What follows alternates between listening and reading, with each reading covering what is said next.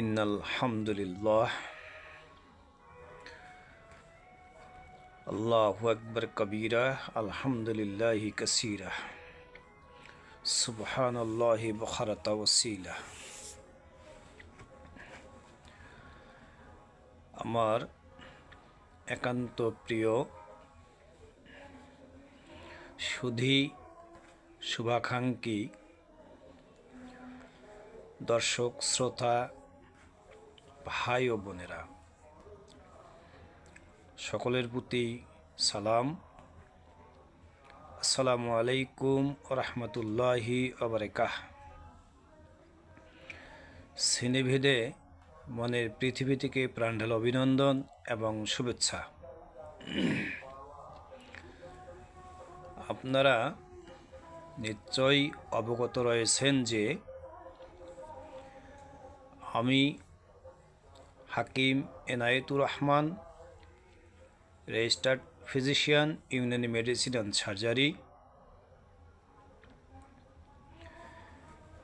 Online এবং অফলাইনে রোগ প্রতিরোধ এবং প্রতিকার শীর্ষক সুচিকিৎসা পরামর্শ, সেমিনার, সিম্পোজিয়াম এবং স্কিল ডেভেলপমেন্ট ট্রেনিংয়ের আলোকে সুস্বাস্থ্য বিষয়ক আলোচনা করে থাকি। এছাড়াও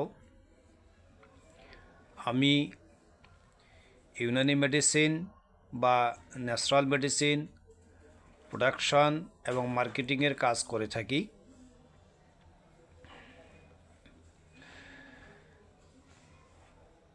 শিক্ষিত বেকার যুবক এবং যুবতী, বিশেষ করে অবসরপ্রাপ্ত চাকরিজীবীগণ অবসর সময়ে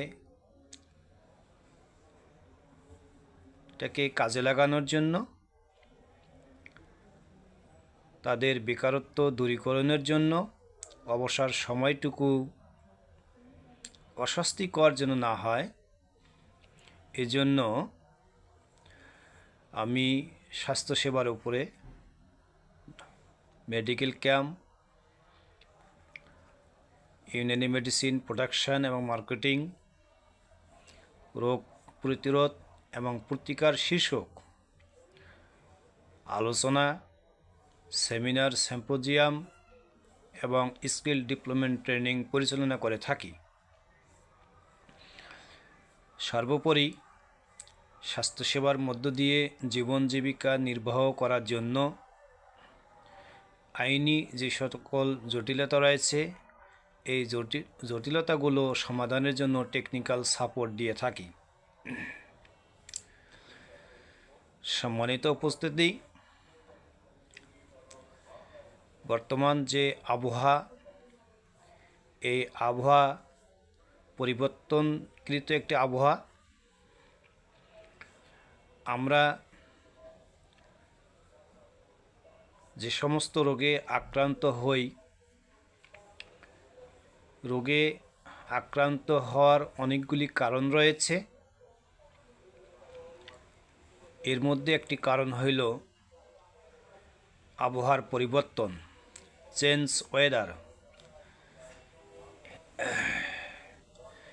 যাদের শরীরে রোগ প্রতিরোধ ক্ষমতা কম, তারা আবহাওয়া পরিবর্তনের সাথে সাথে নানাবিধ রোগে আক্রান্ত হয়ে থাকেন। বিশেষ করে শিশু যারা, তারা রেসপিরেটরি ট্র্যাক্ট ইনফেকশন অর্থাৎ বক্ষব্যাধি বা শ্বাসতন্ত্রের রোগে আক্রান্ত হয়ে থাকে। এজন্য এই যে শারীরিক অসুবিধা, এই অসুবিধা প্রতিরোধ এবং প্রতিকারের জন্য আজকে আপনাদের সামনে কয়েকটি পরামর্শ নিয়ে হাজির হয়েছি। আমি আশা রাখব আপনারা আমার সম্পূর্ণ ভিডিওটি দেখবেন এবং শেয়ার করবেন, যেন অন্যরাও এই আলোচনা থেকে উপকৃত হতে পারে।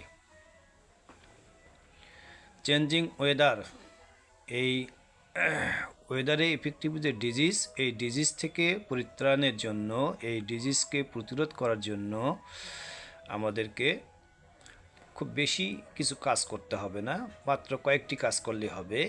নাম্বার 1, হাইজিন মেনটেন করতে হবে। 1 নম্বরে হলো হাইজিন মেনটেন করতে হবে, অর্থাৎ এই যে আবহাওয়া পরিবর্তন হচ্ছে, এখানে বাতাস বইছে এবং এই বাতাসের ভিতরে নানাবিধ ধূলিকণা আমাদের শ্বাসনালীতে প্রবেশ করতেছে, আমাদের দেহে মিশ্রিত হচ্ছে। এই জন্য আমাদেরকে হাইজিন মেনটেন করতে হবে, পরিষ্কার পরিচ্ছন্নতা বজায় রাখতে হবে।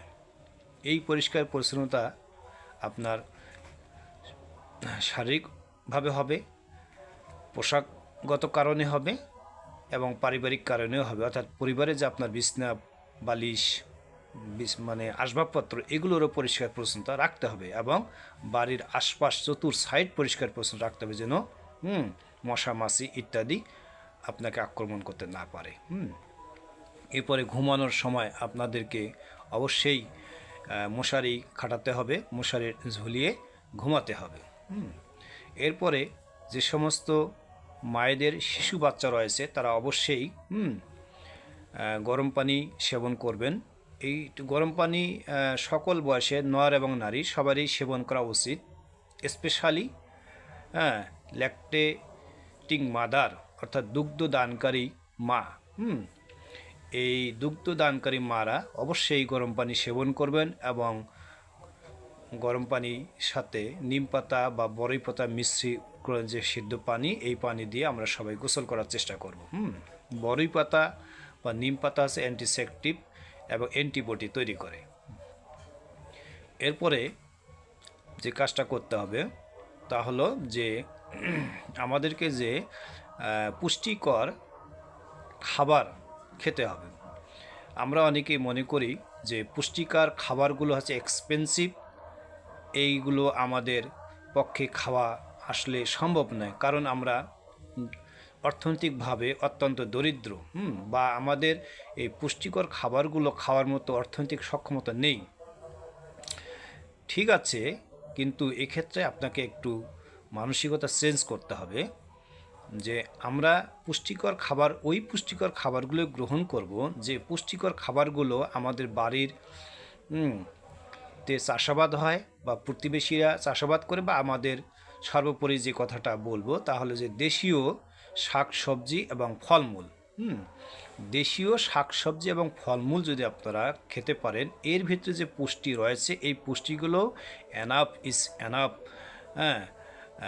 আওয়ার বডি, আমাদের শরীরের জন্য এটাই যথেষ্ট। এখন আমাদের যে পুষ্টিকর খাবারগুলো রয়েছে, ধরেন গাজর, টমেটো, লাউ, কুমড়া,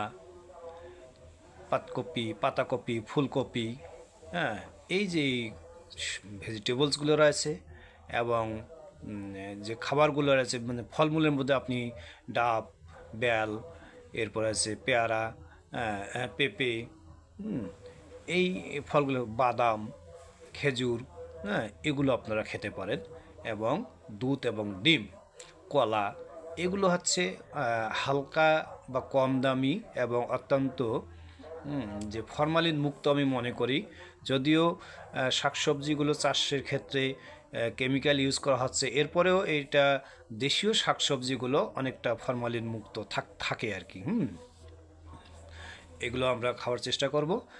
এরপরেও যদি আমরা সর্দি, কাশি, জ্বর এবং ব্যথায় আক্রান্ত হই, তাহলে কমন একটা রেসিপি আমি আপনাদেরকে বলবো, এটা যদি আপনারা 72 ঘন্টা সেবন করবেন, 72 ঘন্টা সেবন করার পর যদি আপনারা সুস্থ হয়ে না ওঠেন, তাহলে আপনারা অবশ্যই একজন রেজিস্টার্ড চিকিৎসকের পরামর্শ নিয়ে আপনারা ঔষধ সেবন করবেন।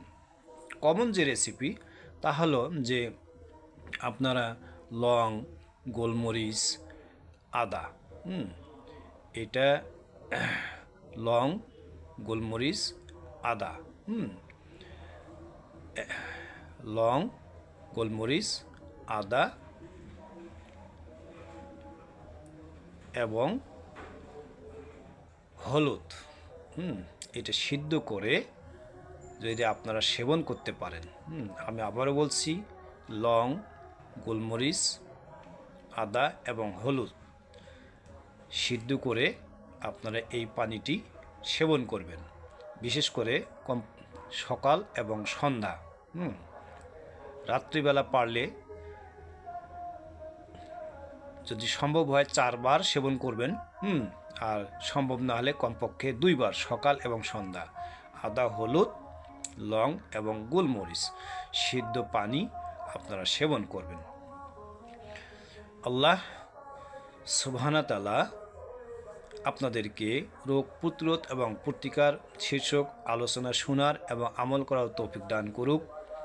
সুবহানাকা আল্লাহুম্মা বিহামদিকা আশহাদু আন লা ইলাহা ইল্লা আনতা আস্তাগফিরুকা ওয়া আতুবু ইলাইহি। আমিন সুম্মা আমিন ইয়া রাব্বুল আলামিন। আসসালামু আলাইকুম রাহমাতুল্লাহি ওয়া বারাকাতুহু।